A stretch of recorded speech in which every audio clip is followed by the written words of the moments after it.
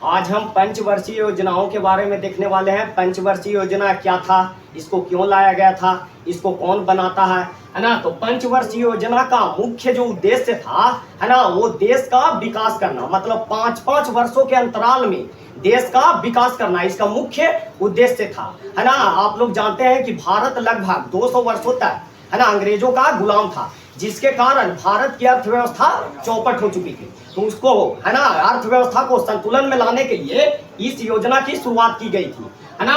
अब इस योजना को बनाने का कार्य योजना आयोग का था, है ना। योजना आयोग जिसको बनाया गया था केसी नियोगी के है ना सिफारिश पर। इसका गठन किया गया था 15 मार्च 1950 को।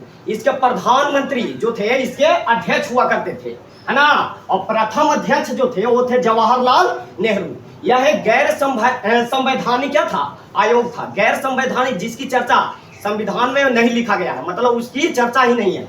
तो ये है गैर संवैधानिक, है ना। इसको लाया गया था रूस के संविधान से लाया गया था। इसका कार्य क्या था, तो पंचवर्षीय योजना बनाना, है ना।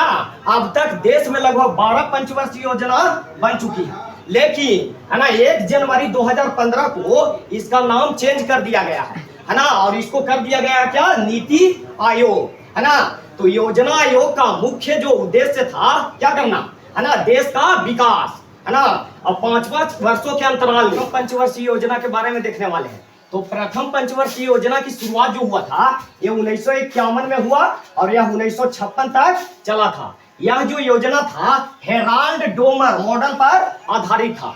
इस योजना के तहत क्या चीज पर ध्यान दिया गया, तो कृषि और सिंचाई पर ध्यान दिया गया, है ना। इस योजना के तहत ही भारत में भाखड़ा नांगल, दामोदर घाटी, हीराकुंड नदी घाटी परियोजनाओं को स्टार्ट किया गया, है ना। यह जो पंचवर्षीय योजना था यह सफल माना जाता है, क्योंकि इसके तहत कृषि उत्पादन में क्या हुई, वृद्धि हुई।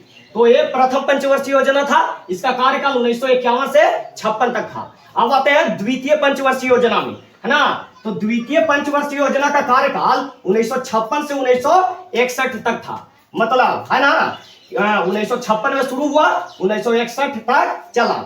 यह जो योजना था महाल नोवी मॉडल पर आधारित था और इसके तहत इस पर ध्यान दिया गया क्या चीज पर, भारी उद्योगों पर, है ना। बड़े बड़े है ना इस्पात प्लांट लगाए गए। भारत में जो इस्पात प्लांट है कौन कौन, दुर्गापुर यह पश्चिम बंगाल में है ना। भिलाई जो छत्तीसगढ़ में है, राउरकेला जो उड़ीसा में है, इसकी स्थापना की गई। लेकिन स्थापना के लिए भारत को बहुत देशों से विदेशों से कर्ज लेना पड़ा, है ना। जैसे दुर्गापुर जो इस्पात प्लांट है इसको बनाने के लिए यूके से हेल्प लेना पड़ा, है ना। भिलाई को बनाने के लिए सोवियत संघ और राउरकेला जर्मनी के हेल्प से बना, है ना। इसलिए ये जो तीसरी पंचवर्षीय योजना है, दूसरी पंचवर्षीय योजना असफल माना जाता है, क्योंकि इसमें भारत को ज्यादा कर्ज लेना पड़ा था, है ना। आप देखेंगे तृतीय पंचवर्षीय योजना, तीसरी पंचवर्षीय योजना के बारे में देखने वाले हैं। तीसरी पंचवर्षीय योजना इसकी शुरुआत 1961 में हुई थी और यह चला था 1966 तक, है ना। यह योजना जो था है ना महाल नोविस और सैंडी चक्रवर्ती मॉडल पर आधारित थी, है ना। इसमें ध्यान दिया गया क्या चीज पर, कृषि और उद्योग पर ध्यान दिया गया, है ना। हरित क्रांति की शुरुआत इसी योजना तीसरी पंचवर्षीय योजना के तहत की गई थी। तो हरित क्रांति की शुरुआत किस योजना में की गई, तीसरी पंचवर्षीय योजना में, है ना। भारत में हरित क्रांति की शुरुआत किया था एस स्वामीनाथन ने। वही विश्व में हरित क्रांति की शुरुआत की थी, है ना, नॉर्मन बोरलैग अमेरिका के थे, है ना। तो विश्व में कोई अलग व्यक्ति किए थे और भारत में एस स्वामीनाथन, है ना। हरित क्रांति शब्द का सबसे पहला बार जो प्रयोग किए थे वो विलियम गार्ड ने किए थे, है ना। भारत में हरित क्रांति का केंद्र यूपी के शामली, ये जगह है यूपी में, वहां पे केंद्र बना, है ना। और वही सबसे ज्यादा प्रभाव जो पड़ा हरित क्रांति का भारत में पंजाब और हरियाणा, है ना। इसके हरित क्रांति के तहत गेहूं उत्पादन में क्या हुई, वृद्धि हुई, है ना। क्यों, क्योंकि इसमें हाई यील्ड वेराइटी के बीजों का क्या किया गया, प्रयोग किया गया। लेकिन फिर भी यह योजना असफल रहा।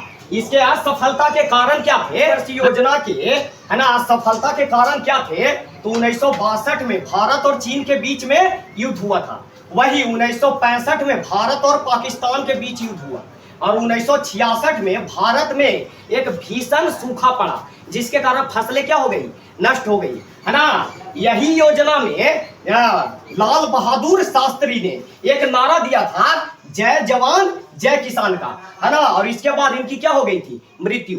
तो तीसरी पंचवर्षीय योजना में लाल बहादुर शास्त्री की मृत्यु हो गई। वहीं भारत के प्रथम प्रधानमंत्री जवाहरलाल नेहरू की भी क्या हो गई, मृत्यु हो गई। यह जो तीसरी पंचवर्षीय योजना है, यह सबसे असफल योजना मानी जाती है ना। इसीलिए इतना असफल था कि 3 सालों तक भारत में कोई पंचवर्षीय योजना नहीं बना। मतलब 1966 से 1969 तक कोई योजना नहीं बना। इसीलिए इसको बोलते हैं योजना अवकाश, मतलब छुट्टी, है ना। उसके बाद अगली योजना आती है चौथी पंचवर्षीय योजना। तो यहां तक हम देखते हैं, बाकी अगली योजना को अगले क्लास में देखेंगे, यहां तक रहने देते हैं।